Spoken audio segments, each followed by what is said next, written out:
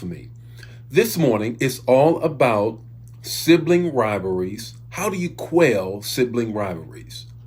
Whether it's the youngest who always is accused of getting his or her way, whether it's the middle child that is always feeling left out or looked over, whether it's the eldest that always feel as if I am in charge and bossing everybody around and feeling like I am responsible for everything and blame for everything, though I have all the responsibility and no authority.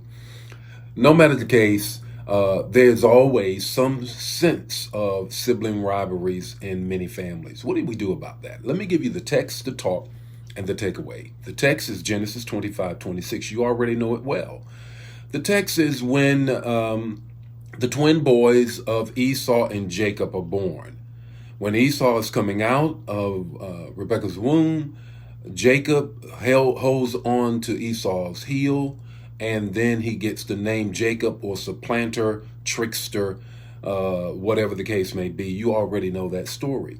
Well, part of that whole story starts inside of Rebekah's womb. It starts there, and it goes on to Esau selling his birthright for some potted meat and some stew, to Rebekah and Jacob collaborating to then steal his blessing, to the point that we know well that scripture of where Jacob prayed all night and he says, God, I won't turn you loose until you bless me. Well, we forget the fact that he was wrestling all night with God because he was going to meet Esau, who promised to kill him the next morning. These are many, many years later after the blessing was stolen.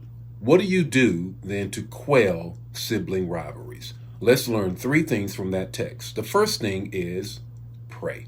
The first thing is pray. Jacob prayed all night. He prayed all night. I'm going to see my brother, my twin brother Esau, the next day. And he promised the last time that I saw him that when he sees me again, he's going to take me out. He's going to take me out. He's going to light me up. He's going to pump some lead in me. Why? Because of everything that I had done. This rivalry had boiled over.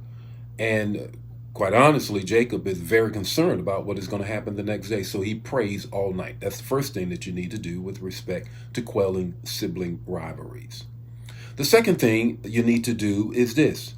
Jacob accepted who he was and took responsibility, accepted responsibility, and took full responsibility of what he had done.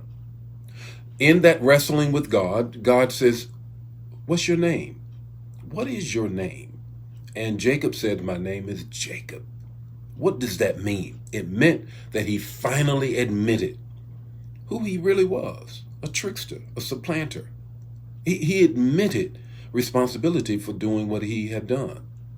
So you have to quell sibling rivalries by praying all night, going to God about that, accepting who you are, whether it's the middle child, whether it's the eldest child, or whether it's the youngest child, the baby as we call it, or the knee baby, whatever the case may be. Accept who you are and your responsibility, what you played in that issue of causing a sibling rivalry.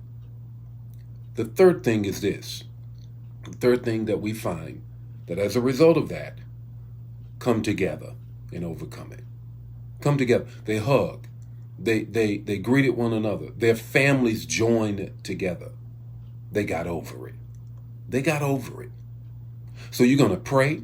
You're going to accept your part, the part that you played in the rivalry, and then you're going to get over it.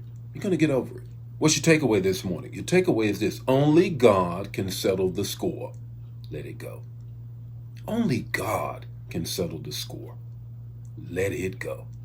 The Lord be with you today. May his face shine upon you and give you peace. I'll see you Monday morning with more morning manna. God bless you. Have a great weekend. I'll also see you Sunday with a great word. Take it back. Take it back. That's what I'm going to be talking about this Sunday. God bless you. Have a great weekend. Pray for a brother. Bye now.